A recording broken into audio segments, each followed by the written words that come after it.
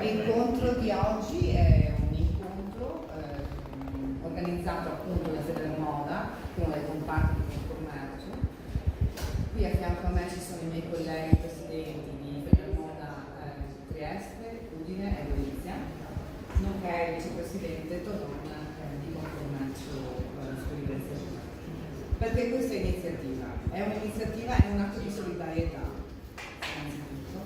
che la nostra categoria ha preso in considerazione e vuole portare avanti praticamente proprio per il tipo di funzione che hanno i nostri lavori, quindi il commercio, all'interno della società.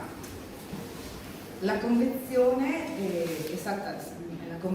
praticamente che verrà sottoscritta oggi prevede l'applicazione di uno sconto del 15% a tutti i possessori della carta del reddito di cittadinanza. Cosa vuol dire? Che chi in questo momento è in difficoltà può venire a spendere ai nostri negozi e i nostri negozi riconosceranno un valore ancora più grosso di quello che lo Stato gli sta riconoscendo, quindi un'applicazione di uno sconto.